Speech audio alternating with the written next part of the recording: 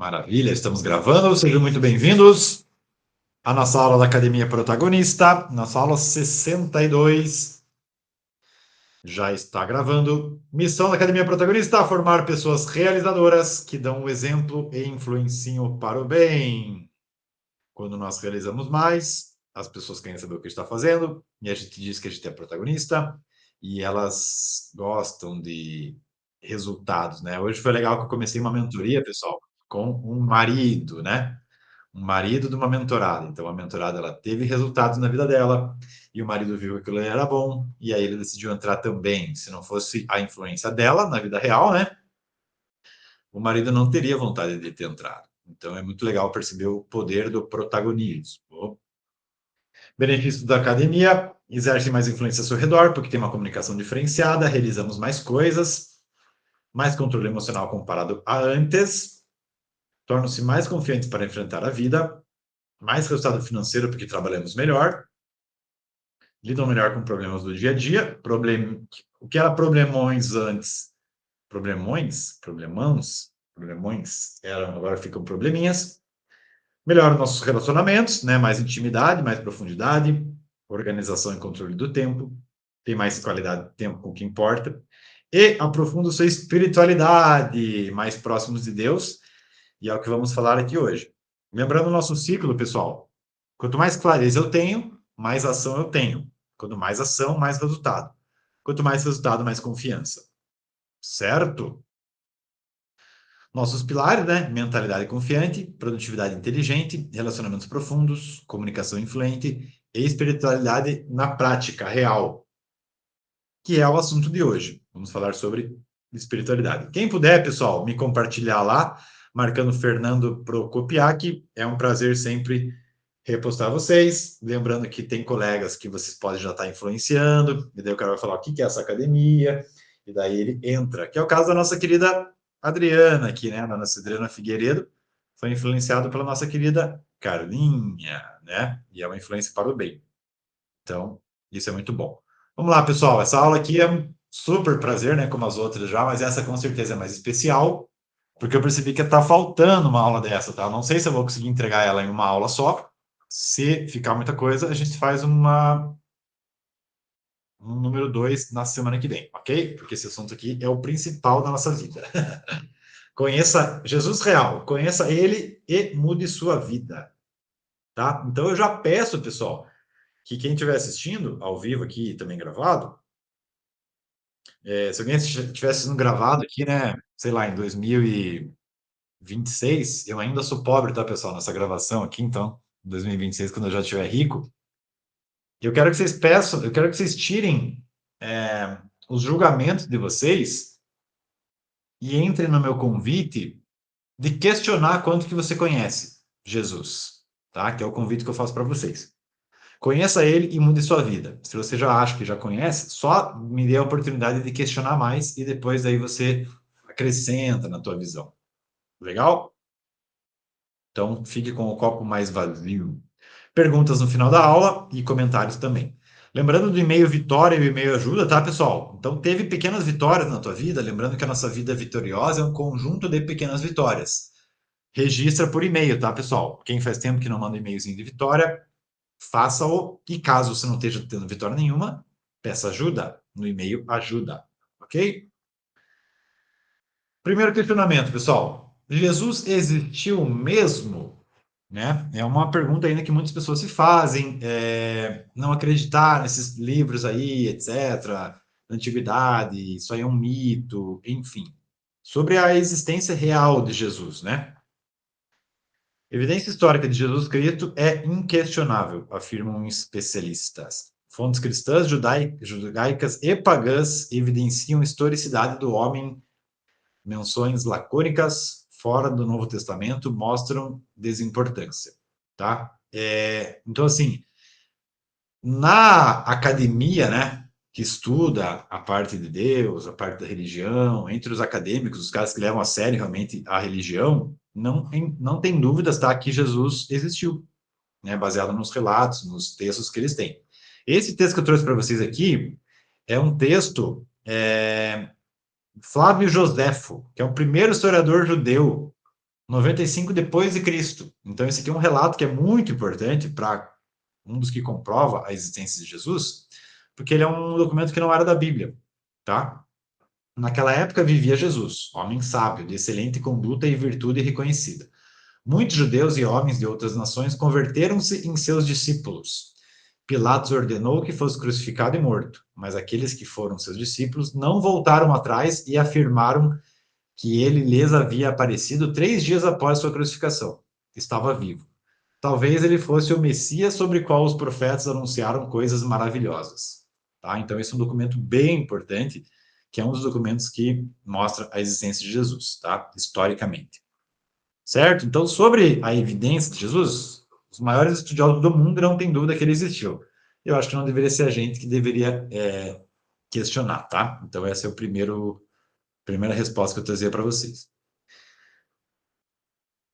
Eu vou trazer esses argumentos, galera, porque eu percebi nesse tempo de mentoria e de estudo, tanto transformações comigo como transformações com muitas pessoas, que o mundo hoje, a maioria das pessoas, ela se diz cristã, ela se diz deísta, acredita num Deus, mas a gente vive como ateia. A gente vive como Deus não existisse, tá? Então essa aula tem muito essa importância.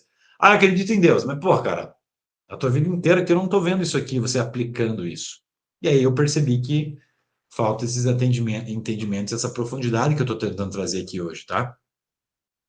Lembrando, galera, que Jesus mudou o mundo, tá? O cara foi tão importante que ele mudou o mundo, cara. O mundo é dividido entre antes e depois dele, né? Mesmo as regiões orientais, né, dos outros países, elas seguem para convenções mundiais, o calendário cristão, né?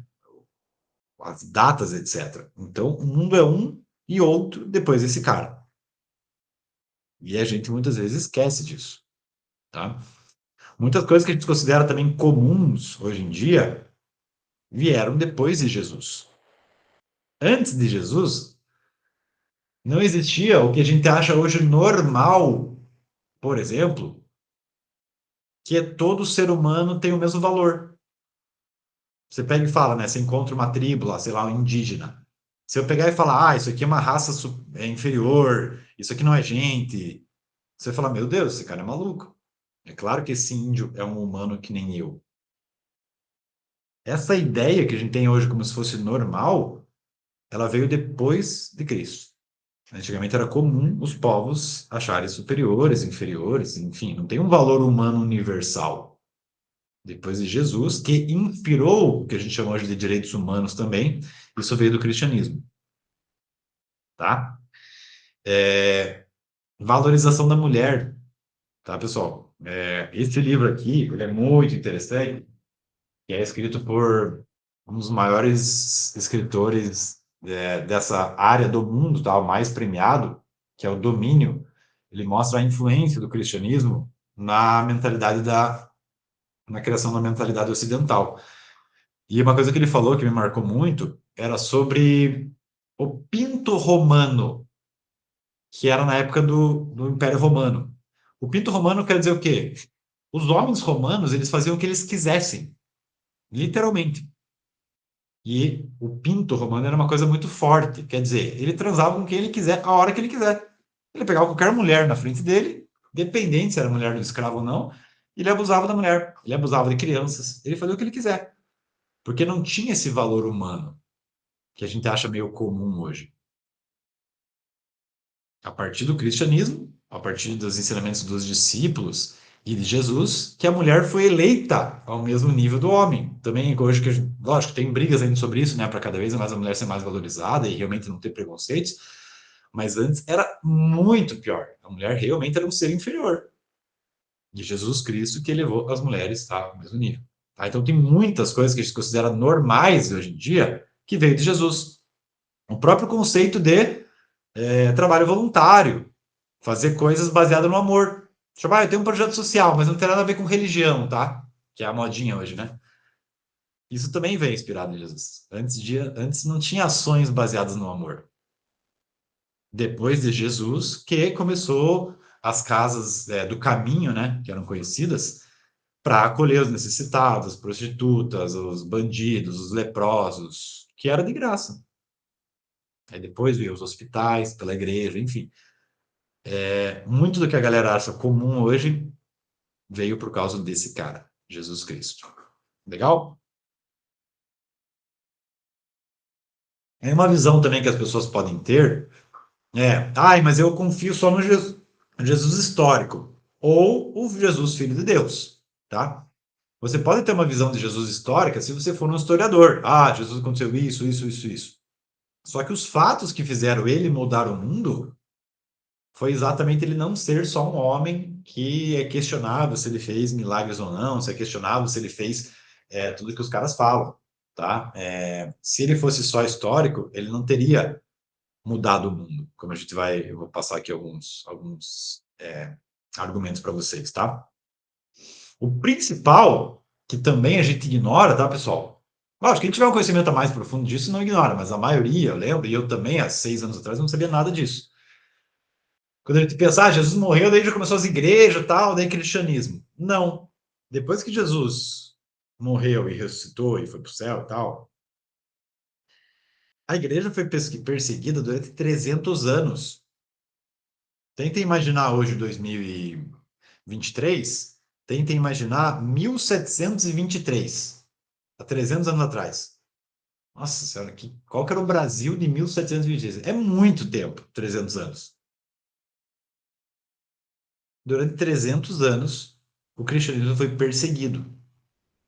E se a gente tem acesso hoje a uma Bíblia, a conhecer sobre Jesus, foi por causa dos mártires.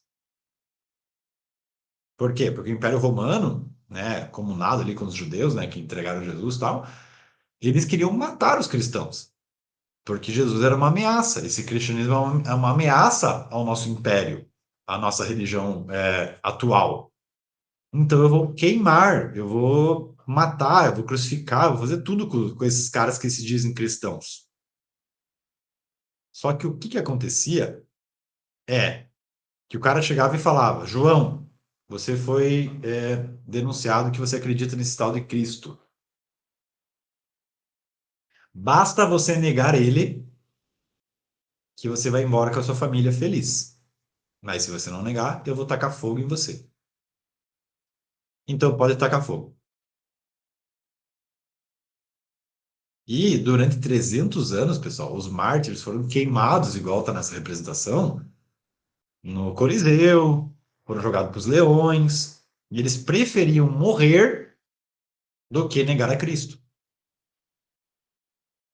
Isso a gente ignora. Para a gente ter acesso à nossa igrejinha hoje, bonitinha, muito sangue foi jorrado e tirado, né, dos mártires para a gente conseguir ter acesso a isso.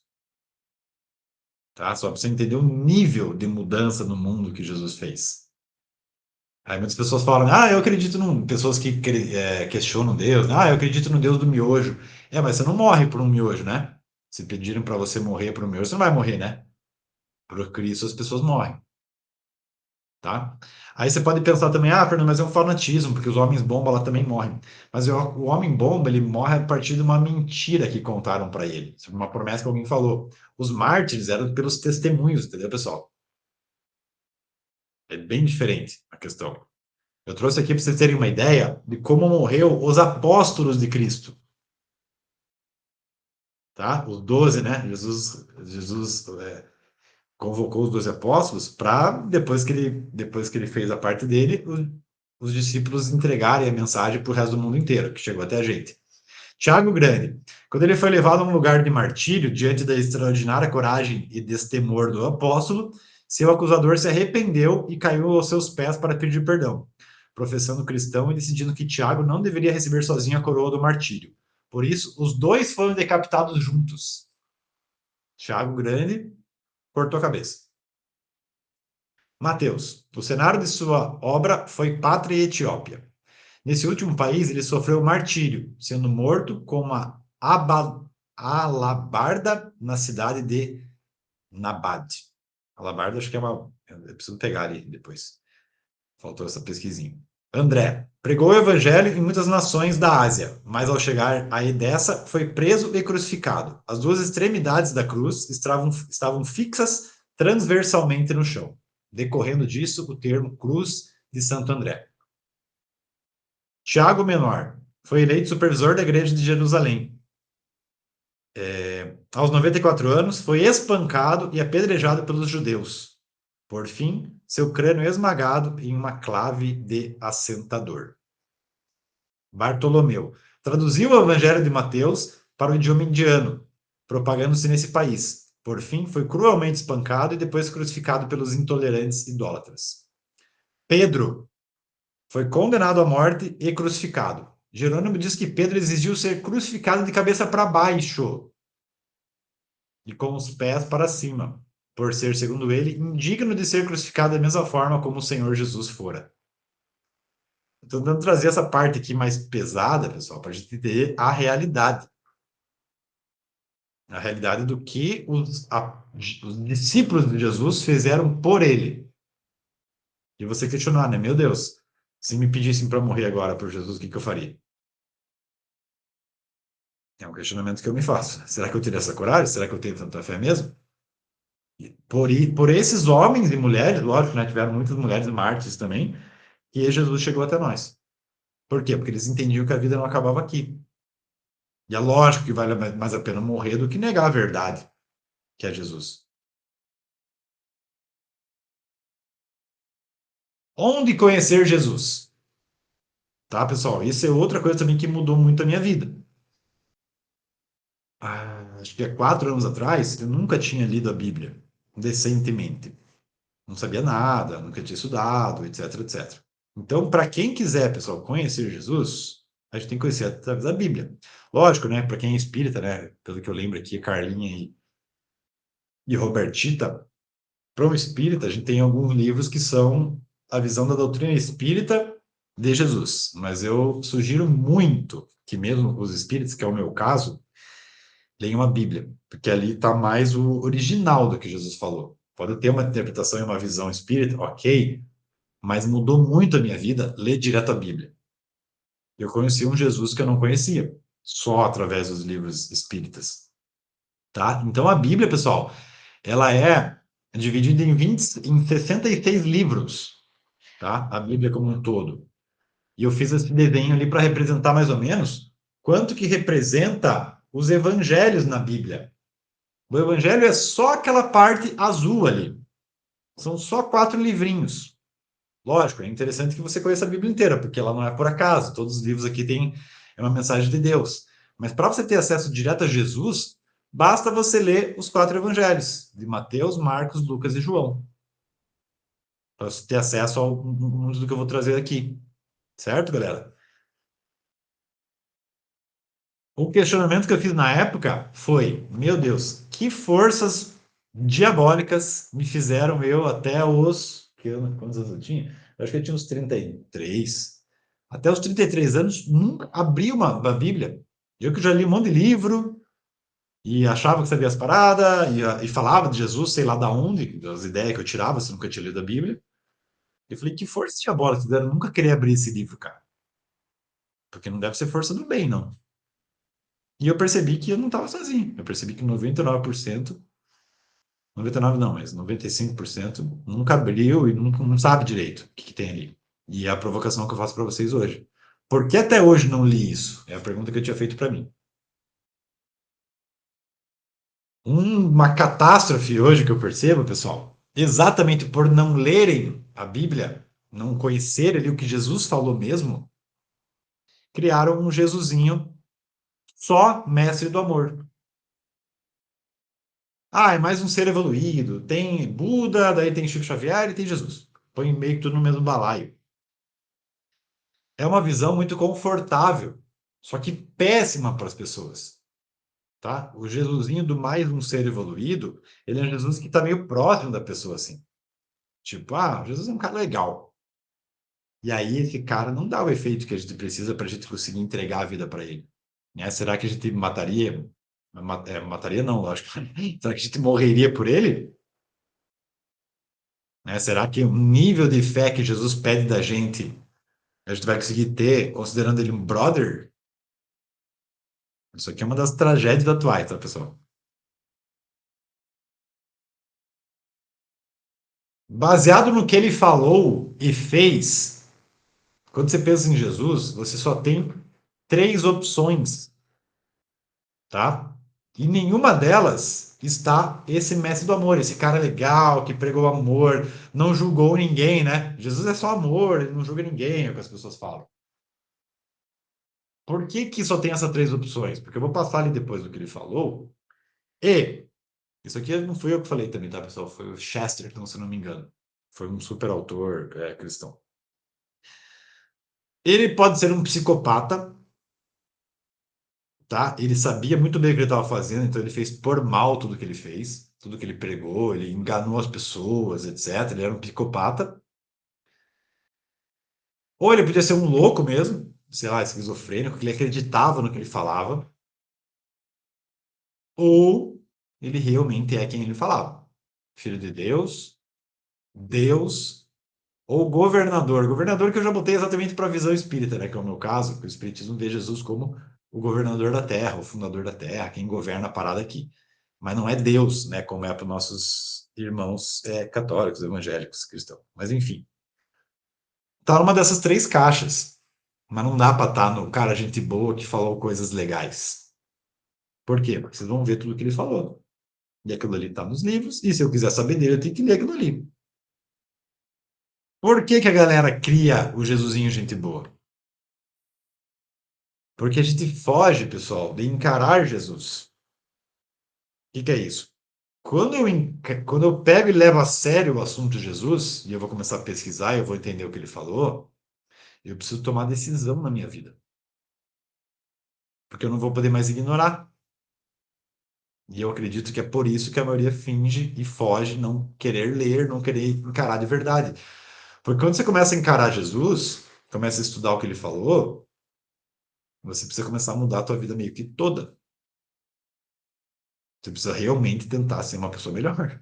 Você precisa começar a tomar vergonha na cara, você precisa começar a se entregar, você precisa começar a fazer toda uma mudança. Então, eu não tenho dúvida que é por isso que a maioria não gosta de encarar Jesus, tá? E você não quer falar que ele é um psicopata e você não quer falar que ele é um louco, que são elas duas outras opções. Aí você prefere falar que ele é o Jesus gente boa.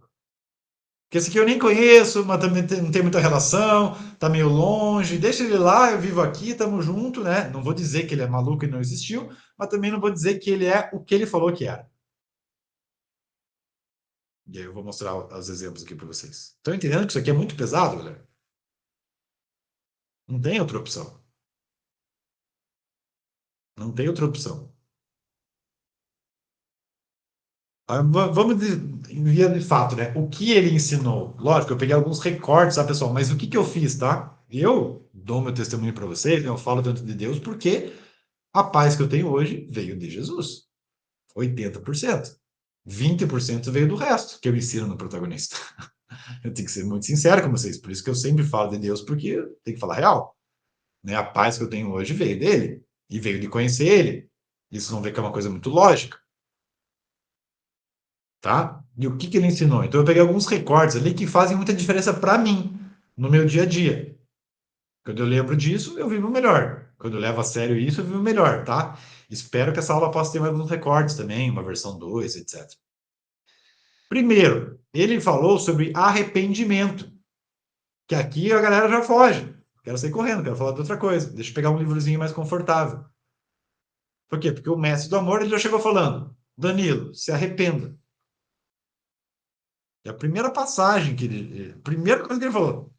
A partir de então, Jesus começou a anunciar: arrependei-vos, pois o reino dos céus está próximo. Então ele chegou pregando arrependimento. Como que eu chego num lugar pregando arrependimento? Paulinha, se arrependa. O que que eu estou pressupondo? Que a Paulinha fez cagada.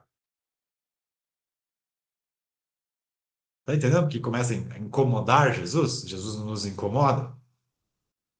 Não é? Venham aqui todo mundo do jeito que vocês são, maravilha. Eu aceito todos do jeito que vocês são e tá tudo maravilha. Vamos lá fazer um bolinho.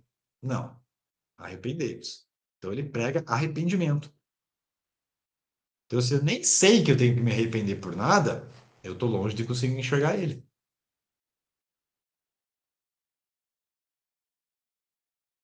Sou o seu Salvador, pois na cidade de Davi vos nasceu hoje o Salvador, que é Cristo, o Senhor.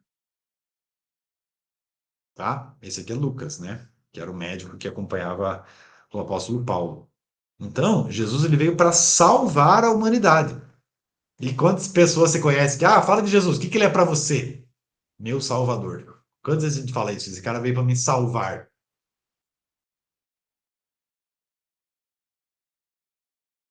Entende? Então ele pregou arrependimento e ele disse que ele é nosso Salvador. Se você consegue se colocar nessa caixinha, né?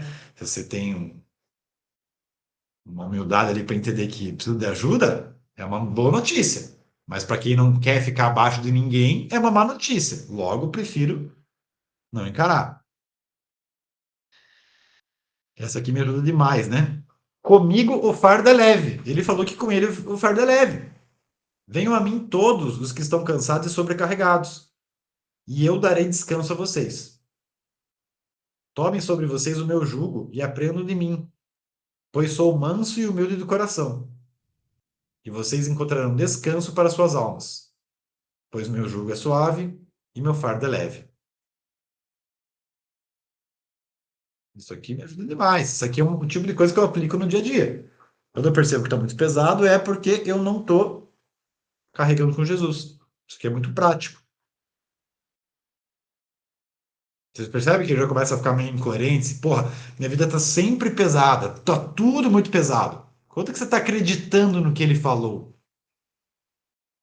O que eu comecei a tentar fazer muito, eu falei, cara, tudo que eu já estudei, eu não achei nada melhor que Jesus.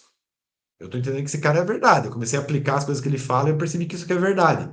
Eu vou começar a acreditar de verdade nele. E é o convite que eu peço para vocês. E aí você começa a se questionar, né? Quanto realmente eu acredito? Porque se eu acreditasse, será que eu ia estar tão pesado assim sempre?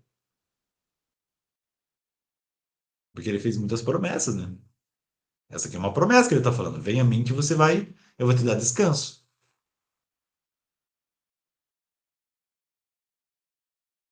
Veja o seu coração em secreto. Essa aqui é outra também que, putz, mudou muito a minha vida. Mas quando for orar, vá para o seu quarto e feche a porta e ore ao seu pai, que está em secreto. Então, seu pai, que vê em secreto, o recompensará. Quer dizer, eu oro com Jesus, cara. Você ora com Jesus. Você nunca está sozinho.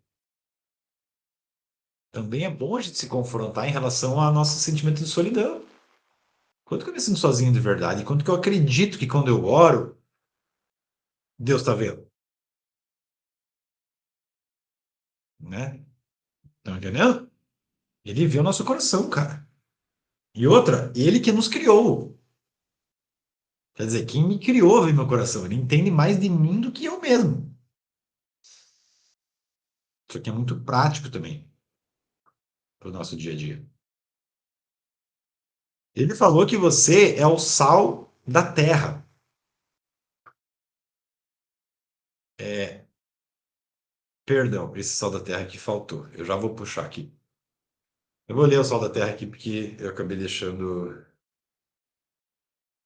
a edição aqui devendo. Só um minuto. Mateus.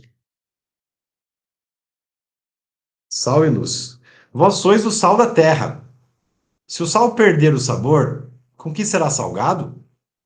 Não servirá para mais nada, senão para ser jogado fora e pisado pelos passantes. Vós sois a luz do mundo. Uma cidade situada sobre a montanha não pode ficar escondida, nem se acende uma lâmpada para colocá-la debaixo de caixa, e sim sobre o candeeiro, onde ela brilha para todos os que estão na casa. Assim também brilhe a vossa luz diante dos homens, para que vejam as vossas boas obras e glorifiquem o vosso Pai que está no céu. Quer dizer, Jesus está te falando, já que você é sal da terra, cara. Vocês são a luz do mundo, pessoal. Eu quero que vocês façam boas obras para glorificar Deus. Isso aqui eu já me questionei muitas vezes quando eu estava em momentos péssimos, assim, de tipo, agindo pouco, me acreditando pouco. Eu lembrei, meu Deus, cara, quando que eu estou confiando em que Jesus falou? Eu estou sendo luz do mundo? Eu estou tentando ser alguma coisa melhor? Eu estou tentando dar tempero para as coisas? Eu estou sendo sal? Porque o sal era uma coisa muito nobre, né? Muito valiosa naquela época. Tipo, hoje falar que você é o açúcar, sei lá. O açúcar também hoje não tá tanto, né? Mas entendeu? É uma coisa valiosa, né? Ele falou isso. Quantas vezes eu me coloco lá para baixo? Mate sua sede.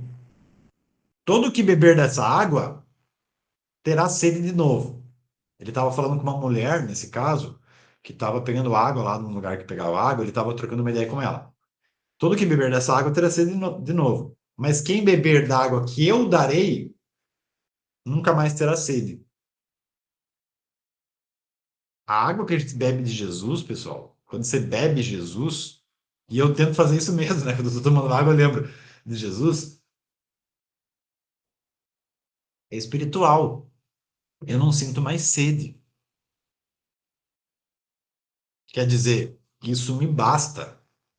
E aí o cara vive sem Jesus, sem fé, sem acreditar nisso, e fica tentando matar a sede em outras coisas na vida.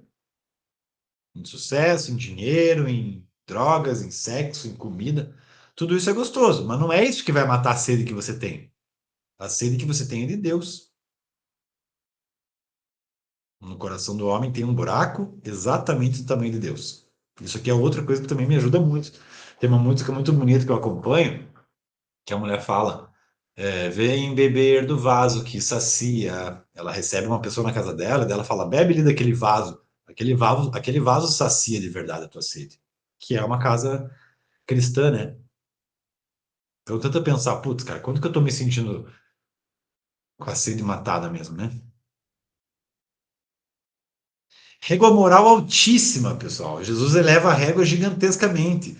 Porque antes de Jesus, as regras dos judeus, elas eram muito externas, assim. Era muito mais o externo do que o interno. Às vezes, você podia ser uma pessoa com pensamentos ruins, o coração impuro, e você fazia coisa bonitinha e passava em branco. Jesus, ele aponta exatamente para mostrar o nosso podre. Ouviste o que foi dito aos antigos: não cometerá adultério. Eu, porém, vos digo que qualquer um que atentar numa mulher para cobiçar, já em seu coração cometeu adultério com ela. Putz, cara, não é só não trair. Se o meu coração está tendo maldade, se o meu olhar está tendo maldade, já ferrou. Por que que Jesus faz isso? Porque ele é mau? Não, é porque ele sabe que não faz bem para você ficar alimentando coisa boa no seu coração, né? E no meu. Entendeu? Porque ele quer gente puro.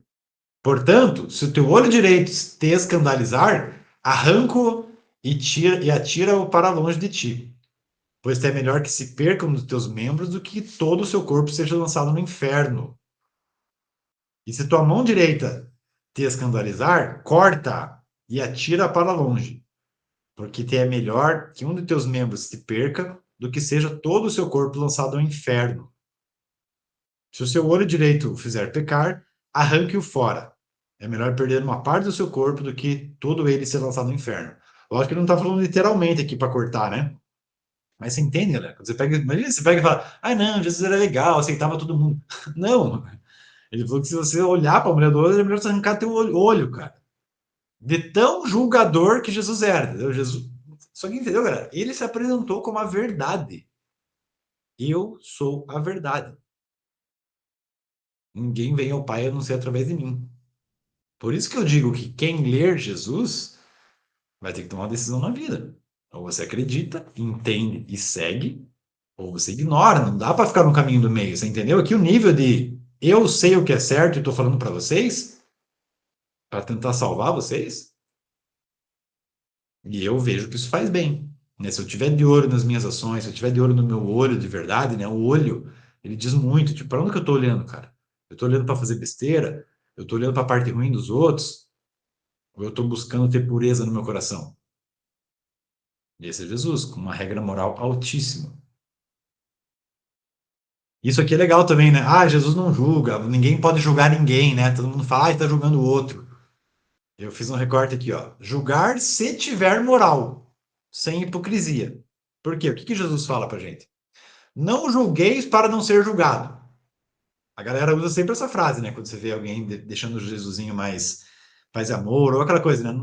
Nunca vamos falar que a gente é pecador. Tá tudo bem, maravilha, ninguém julga ninguém. Porque é bem mais confortável ninguém não julgar ninguém, né? A gente não precisa ser melhor. Jesus fala: não julgueis para não ser julgado. Porque com o juízo com que julgardes, sereis julgados. E com a medida com que tiverdes medido, vos hão de medir a vós. Quer dizer, se você tiver telhado de vidro, vai ficar ruim para você, né? À medida que você julga os outros, você vai ser julgado, ok? E por que repara tu no argueiro que está no olho do teu irmão e não vê a trave que está no teu olho? Tipo assim, o que você está olhando no defeito do outro se você também tem defeito maior ainda? Né? Porque o argueiro é um galinho e uma trave é tipo um tolete que está no teu olho, né? Ou como dirá teu irmão, deixa-me tirar a argueira do teu olho, estando uma trave no teu? Aí Jesus fala, seu hipócrita, primeiro tira a trave do teu olho, e então cuidarás em tirar o argueiro do olho do teu irmão. Quer dizer, ele não está falando para a gente nunca julgar ninguém. Né? Você tem uma amiga que trai o marido todo dia, ele não está falando para você nunca falar para ela que aquilo é errado. Né? Ou você pega um amigo teu que está fazendo besteira e você nunca fala nada. Ele pede para a gente olhar primeiro para a gente. E quando a gente tiver tirado a trave do nosso olho, a gente pode tentar cuidar do nosso irmão. E a gente vai ter mais moral para aquilo. Né? Não é um nunca julgue ninguém e papapá. Certo? Poucos serão salvos. Poucos serão salvos. Entrai pela porta estreita, porque larga é a porta, e espaçoso o caminho que conduz à perdição. E muitos são os que entram por ela. E porque estreita é a porta e apertado o caminho que leva à vida. E poucos há que a encontrem. Quer dizer, o convite de Jesus é para todos, mas a porta é estreita e dá trabalho, né? Poucos serão salvos, poucos vão conseguir entrar nesse caminho, né? Trazendo uma visão espírita também, a gente percebe que muitas pessoas estão no inferno aqui já na Terra, né? Porque o inferno está no emocional da pessoa já está no que ela está vivendo. Quer dizer, dá trabalho. Jesus dá muito trabalho. E poucos estão a fim de querer ir por esse caminho. Frase do dia, pessoal. Se você acredita em Jesus, mas vive com muitos medos, então questione a sua fé e seu conhecimento. Ele te quer sem medos e feliz. Certo, galerinha? Então vamos tentar. Estou tentando trazer isso para a gente começar a se encarar cada vez mais e se entregar para esse cara que quer a gente enfrentando nossos medos. Eu já vou mostrar ali a partezinha do medo, tá? Então, se conseguirem fazer ali uma propagandinha, eu agradeço.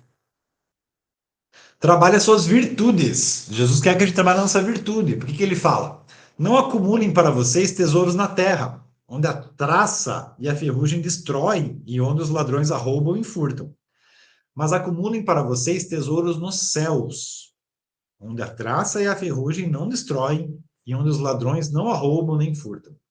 Pois onde estiver o seu tesouro, aí também estará o teu coração. Quais são os tesouros do céu? Os tesouros do céu não são as coisas materiais. Não tem problema ter coisas materiais. Mas a gente tem que tentar acumular as nossas virtudes, né? A nossa bondade que a gente conseguir fazer, o nosso perdão que a gente conseguir dar, a desculpa que a gente conseguir pedir, né? As boas ações que a gente fizer. Esses são os tesouros no céu. E eles alimentam a gente já na terra. A gente não precisa morrer para perceber que isso é bom. Né? Quanto mais tesouro eu acumular no céu, melhor eu vivo na terra. E eu consigo acumular tesouros no céu, só consigo fazer bondades trabalhando nas minhas virtudes, né? Coragem, prudência, temperança. Jesus disparado era 100% virtudes, né? Quando ele foi atentado pelo diabo no deserto, enfim, quando ele sofreu, quando ele perdoou, Jesus disparado, é o exemplo, né? E ele pede para a gente ser realizador. Digo a verdade, aquele que crê em mim fará também as obras que tenho realizado. Fará coisas ainda maiores do que essas, porque eu estou indo para o Pai. Ele estava voltando, né, para a parte dele. E quem crê nele realiza. Então, por isso que a gente precisa se cobrar, né, galera? Cara, quanto que eu estou fazendo? Quanto que eu estou ajudando? Quanto que eu posso fazer mais? Né? Quanto que eu estou honrando o que Jesus fez por nós? Eu não quero que a gente fique paralisado, procrastinando, cheio de medinho. E não tenha medo. Portanto, eu digo, não se preocupe com a própria vida, quanto ao que comer ou beber, nem com seu próprio corpo, quanto ao que vestir. Não é a vida mais importante que a comida e o corpo mais importante que a roupa? Observe as aves do céu, não semeiam nem colhem, nem armazenam em celeiros. Contudo, o Pai Celestial as alimenta. Não tem vocês muito mais valor que elas? Pô, se os passarinhos, cara, não morrem de fome, é vocês que vão morrer? Quem de vocês, por mais que se preocupe, pode acrescentar uma hora que seja a sua vida? Aqui ele bate muito nas nossas ansiedades, né, pessoal? Quanto que você ganha estando preocupado? Esse é o questionamento. Acrescenta um minuto na tua vida? Por que se preocupa com as roupas? Veja como crescem os lírios do campo, eles não trabalham nem tecem. Contudo, eu digo que nem Salomão, em todo o seu esplendor, vestiu-se como um deles. Por que ele está dizendo isso? Salomão foi o homem mais sábio e rico que já existiu, né? E ele tinha tudo. Tudo, tudo, tudo. Mulheres, guerra, ele trazia bicho de tudo que é lugar, tinha tudo, palácios, etc.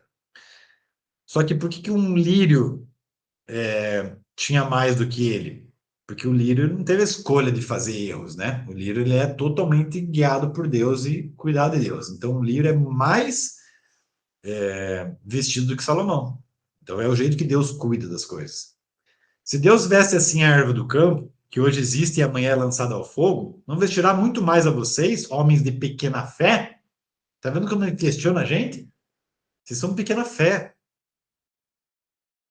Portanto, não se preocupem dizendo o que vamos comer, o que vamos beber, o que vamos vestir, pois os pagãos é que correm atrás dessas coisas.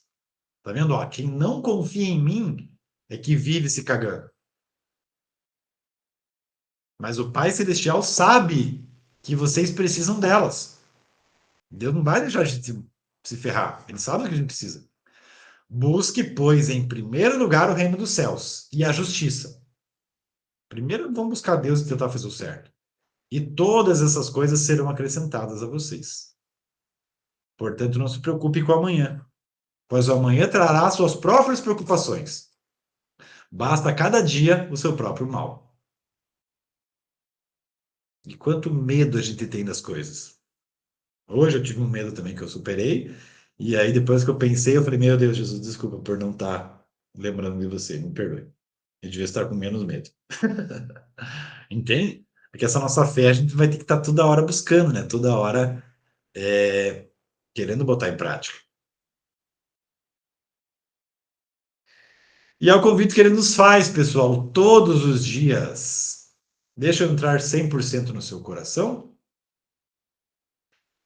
Então, espero que você tenha gostado dessa aula. Espero que você tenha tido mais acesso à palavra direto dele, né, do que ele falou, para você ir acrescentando no teu repertório de fé, que você consiga construir cada vez mais o teu relacionamento direto com Jesus, nas suas orações, aplicando no teu dia a dia menos medo, mais fé, mais satisfação, menos sede, né, de outras coisas do mundo que não vão ser o que vão tapar, e que Jesus possa estar cada vez mais no seu coração e na sua vida.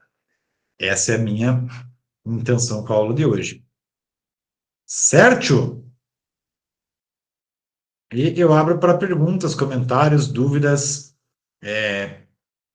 Eu acho que tem mais coisa, tá, pessoal? Eu peguei umas que são importantes para mim aqui, mas eu acredito que dá pra fazer uma versão número 2 também, para depois a gente ter uma ferramenta só de Jesus. Tipo a gente tem aquela da comunicação influente, eu quero ir botando umas passagens para cada área para a gente trabalhar direto com eles.